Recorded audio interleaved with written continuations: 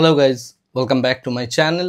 আজকের ভিডিওতে আমি যে টপিকটা নিয়ে ডিসকাশন করব সেটা হচ্ছে যে গ্লোবাল মার্কেট বা গ্লোবাল যে সিচুয়েশনস আছে সেগুলো নিয়ে আমি যে নতুন এই সিরিজটা স্টার্ট করছি। এই সিরিজের আজকের প্রথম দিন, এবং এই প্রথম দিনে আমি যে টপিকটা নিয়ে ডিসকাশন করব সেটা হচ্ছে কারেন্সি। ওকে, বিকজ আপনি যদি দেখেন টোটাল এই যে ফাইন্যান্সিয়াল ইকোসিস্টেম, এই টোটাল ফাইন্যান্সিয়াল ইকোসিস্টেমটার মধ্যে প্রথম যে লেয়ারটা রয়েছে সেটা হচ্ছে কারেন্সি। কারেন্সির পরে যে লেয়ারটা থাকে সেটা হচ্ছে কমোডিটিস। ওকে, কমোডিটিসের পরের যে লেয়ারটা থাকে কারেন্সি কমোডিটিস, এর সাথে প্যারালালি আর একটা লেয়ার আছে, সেটাকে বলা হয় গভর্নমেন্ট বন্ড। ওকে, তো সেই বন্ডের পরের যে লেয়ারটা থাকে সেই লেয়ারটা হচ্ছে অ্যাকচুয়ালি আপনার এই স্টক বা শেয়ারের পরের যে লেয়ারটা থাকে সেটা হচ্ছে ফিউচারের পরের যে লেয়ারটা থাকে সেটা হচ্ছে অপশন। তো এই হচ্ছে টোটাল ফাইন্যান্সিয়াল ইনস্ট্রুমেন্ট। ওকে, এরপরে আপনি যদি দেখেন এই যে বন্ড, এই বন্ডের বিভিন্ন রকম টাইপগুলোকে নিয়ে যে মার্কেটটা তৈরি হয় সেই মার্কেটটাকে বলা হয় ডেব্ট মার্কেট। ওকে, নেক্সট যে পার্টটার কথা বলছি সেটা হচ্ছে এই যে শেয়ার, বিভিন্ন রকম শেয়ার নিয়ে যে আরেকটা ইন্ডাস্ট্রি তৈরি আছে সেটাকে বলা হয় মিউচুয়াল ফান্ড বা পিএমএস, পোর্টফোলিও ম্যানেজমেন্ট সার্ভিস যারা প্রোভাইড করেন। তো এই হচ্ছে টোটাল মূলত যতগুলো আমি ফাইন্যান্সিয়াল ইনস্ট্রুমেন্ট বললাম সেই ইনস্ট্রুমেন্টগুলো। তো এই ইনস্ট্রুমেন্টের সব থেকে উপরের লেয়ারে রয়েছে কারেন্সি। কেন কারেন্সি উপরের লেয়ারে রয়েছে তার কারণ হচ্ছে, যদি আমরা দেখি পুরো পৃথিবী জুড়ে একদিনের কারেন্সিতে কত ট্রানজ্যাকশন হচ্ছে, সেটা ইন্ডিয়ান শেয়ার মার্কেটের যা ভ্যালু, টোটাল ইন্ডিয়ান শেয়ার মার্কেটের যা ভ্যালু তার থেকে কয়েক গুণ বেশি, রাইট? সুতরাং কারেন্সি হচ্ছে সবার আগে ইম্পর্টেন্ট এবং সুপিরিয়ার। কেন সুপিরিয়ার? তার কারণ হচ্ছে এক একটা দেশের এক এক রকমের কারেন্সি রয়েছে। যেমন ইন্ডিয়াতে আমরা ইউজ করি আইএনআর, ইউরোপের ক্ষেত্রে আমরা দেখতে পাচ্ছি ইউরো, সুইডেনের ক্ষেত্রে আছে সুইস ক্রোনার, ইউকের ক্ষেত্রে আছে পাউন্ড, জাপানের ক্ষেত্রে আছে জাপানিজ ইয়েন, আবার আমরা যদি ইউএসের ক্ষেত্রে দেখি তাহলে ইউএস ডলার, রাইট? তো এছাড়াও আমরা যদি দেখি রাশিয়ার ক্ষেত্রে রাশিয়ার নিজস্ব কারেন্সি রয়েছে রুবেন। তাছাড়াও আমরা যদি চায়নার কারেন্সি দেখি, চায়নার নিজস্ব কারেন্সি রয়েছে। প্রত্যেকটা দেশের একটা করে নিজস্ব কারেন্সি আছে, রাইট?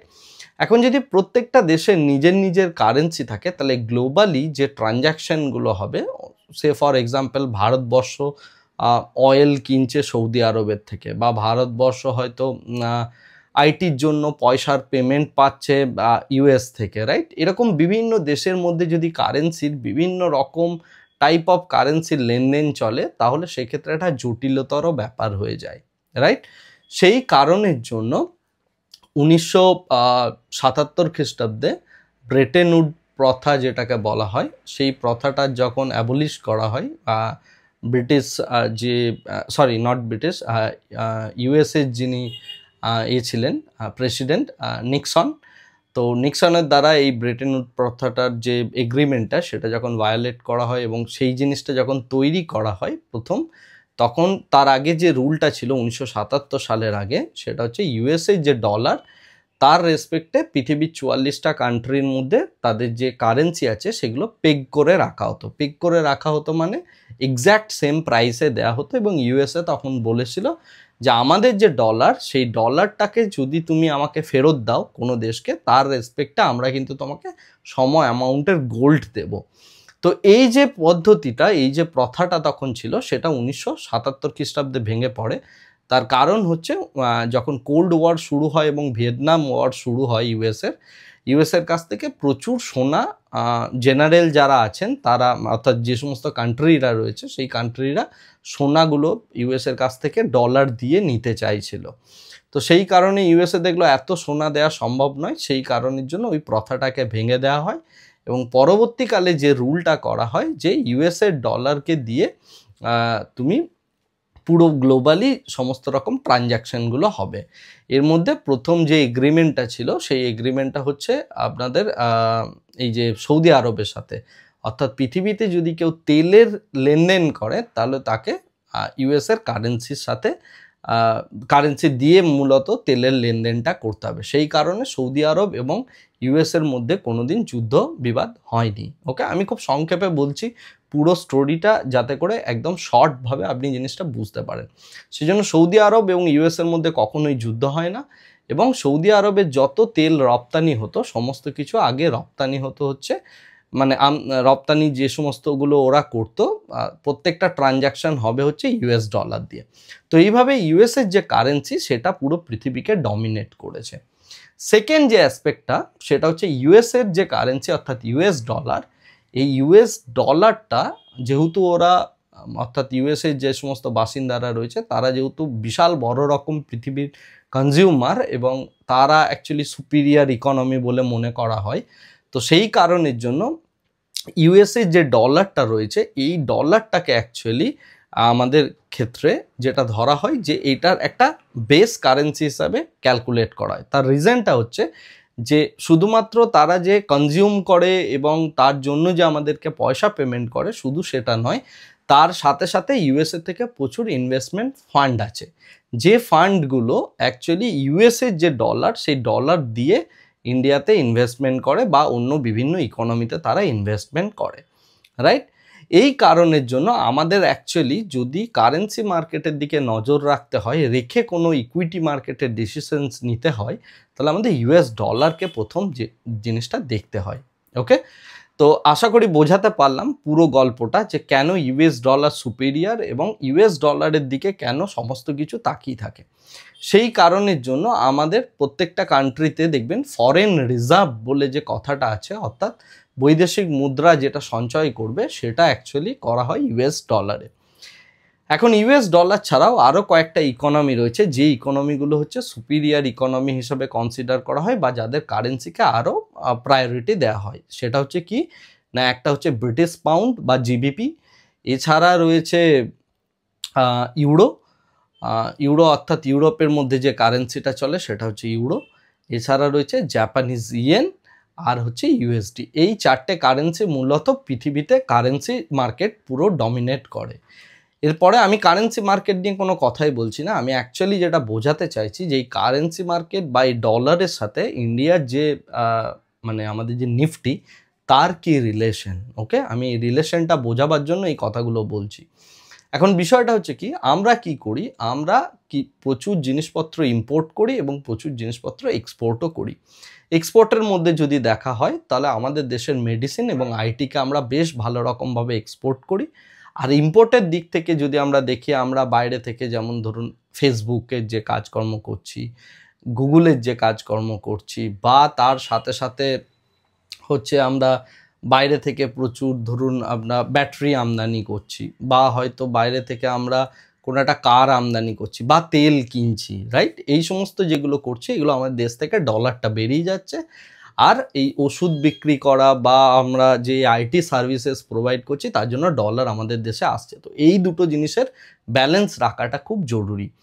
এই ব্যালেন্সটা রাখার কাজটা হচ্ছে আরবিআইয়ের। ওকে, যে কতটা পরিমাণ ডলার চলে যাচ্ছে, কতটা পরিমাণ ডলার ফেরত আসছে, কতটা আমাদের ডেফিসিট রয়েছে, ঠিক আছে, অর্থাৎ ফরেন কারেন্সি আমাদের কাছে কতটা এক্সট্রা রয়েছে, কতটা আমাদের নেই, ইত্যাদি ইত্যাদি যে ব্যাপারগুলো এইগুলো সমস্ত দেখা হচ্ছে আরবিআই। যে কারণে ধরুন আমাদের দেশে যদি কারেন্সি শর্টেজ হয়, অর্থাৎ যদি ডলারের শর্টেজ হয়, আমাদের প্রচুর তেল আমদানি করতে হচ্ছে কিন্তু সেই তুলনার আইটির এক্সপোর্ট ভালো হচ্ছে না বা মেডিসিনের এক্সপোর্ট ভালো হচ্ছে না, তো সেটা যদি হয় এবং ডলার যদি আমাদের খুব পরিমাণ শর্টেজ হয়, তখন কি করে আরবিআই ফেডের কাছ থেকে একটা নির্দিষ্ট ইন্টারেস্ট রেটে কিছু ডলার ধার নেয়। ওকে, এগুলো আমি ডিটেলসে পড়াই, একদম ভীষণ ডিটেল লেভেলে পড়াই হচ্ছে আমার যে প্রোগ্রামটা আছে সেই প্রোগ্রামটা। আমি জাস্ট এখানে একটা সুপারফিশিয়ালি বলছি, তার কারণ হচ্ছে যে এই জিনিসগুলো জানাটা খুব দরকার, মানে ডিটেলস না জানলেও কনসেপ্টটা রাখাটা খুব ইম্পর্টেন্ট। তো যাই হোক, তো ওই যে ডলারের ব্যাপারটা, ডলারের পুরো ব্যাপারটাই কন্ট্রোল করে হচ্ছে আরবিআই, রাইট? এখন এই যে ইউএস ডলারের একটা বিশেষত্ব আছে, সেটা হচ্ছে কি, সেটাকে বলা হয় ডলার ইন্ডেক্স। ডলার ইন্ডেক্স কথাটার অর্থ হচ্ছে পৃথিবীর যে সমস্ত বড় বড় মানে কারেন্সিগুলো রয়েছে, ফর এক্সাম্পল জাপানিজ ইয়েন, তারপরে আপনার ইউকের জিবিপি, তারপরে ফ্রান্সের যে কারেন্সি, নট ফ্রান্স, সুইজারল্যান্ডের যে কারেন্সি রয়েছে ফ্র্যাঙ্ক, সুইজারল্যান্ডের সুইস যে ডলার রয়েছে সেটা, তার সাথে হচ্ছে আমাদের সুইডেনের যে ক্রোনার রয়েছে সেই ক্রোনার, এবং জাপানিজ ইয়েন, এরকম 7টা কারেন্সিকে নিয়ে ওরা একটা ইন্ডেক্স ফর্ম করেছে, রাইট? এই ইন্ডেক্সটাকে বলা হয় হচ্ছে যে ডলার ইন্ডেক্স, রাইট? সরি, আমি একটু মানে চিন্তা ভাবনা করে বলছি বলে পুরো জিনিসটা এরকমভাবে হচ্ছে রিপ্রেজেন্টেশনটা। যাই হোক, তো এটাকে বলা হয় ডলার ইন্ডেক্স, ইউএসের ডলার ইন্ডেক্স। এই ডলার ইন্ডেক্সটার রেসপেক্টে পুরো পৃথিবীর যদি দেখা হয় বিভিন্ন ইন্ডেক্সগুলোর মধ্যে একটা কোরিলেশন আছে, অর্থাৎ সামঞ্জস্যপূর্ণভাবে এই ডলার ইন্ডেক্সটার সাথে রিলেশনশিপ স্থাপন করে এগিয়ে চলে। কি রিলেশনশিপ? রিলেশনশিপটা হচ্ছে ডলার যদি প্রচুর পরিমাণে স্ট্রং হয়, এক্সাম্পল যে ডলার, ইউএস ডলার ভীষণ স্ট্রং হচ্ছে, ইউএস ডলার স্ট্রং হচ্ছে মানে বাইরের যে সমস্ত জায়গাগুলো রয়েছে, অর্থাৎ ইন্ডিয়া বলুন, পাকিস্তান বলুন, চায়না বলুন, এই সমস্ত জায়গায় এফআইআই যা ইনভেস্টমেন্ট করেছে সেই ইনভেস্টমেন্টটাকে এফআইআই তুলে নিয়ে চলে যাবে। তার কারণ হচ্ছে ইউএস ডলার প্রচণ্ড স্ট্রং হচ্ছে। আবার ডলার যদি খুব উইক হয় তাহলে এফআইআই এর ইনফ্লো কিন্তু খুব বেশি পরিমাণে বাড়বে। ওকে, তার মানে আমরা যদি দেখি ডলার ইন্ডেক্সের সাথে আমাদের নিফটির কিন্তু একটা বেশ সামঞ্জস্যপূর্ণ একটা রিলেশনশিপ আমরা দেখতে পাবো। ওকে, এই রিলেশনশিপটা নিয়ে আমি আমার নেক্সট এপিসোডে, অর্থাৎ আগামীকাল, এই বিষয়টা নিয়ে ডিসকাশন করব। ওকে, আজকের ভিডিওটাকে আমি বেশি দীর্ঘায়িত করছি না, সমস্ত জিনিস শর্ট বানাবো প্রত্যেকটা ভিডিও, এবং ছোট ছোট ভিডিওস বানাবো যাতে আপনারা প্রত্যেকটা ভিডিও পুরোপুরি দেখেন এবং সেটা মনে রাখতে হেল্প হয়, রাইট? আজকের ভিডিওটা আমি এখানেই শেষ করছি। আমাদের আগামীকাল দেখা হবে, এবং আগামীকাল আমি চার্টে গিয়ে দেখাবো ডলার ইন্ডেক্সের সাথে আমাদের ইন্ডিয়ান শেয়ার মার্কেট কিভাবে কোরিলেট করে। Okay, thank you very much, bye bye, tata.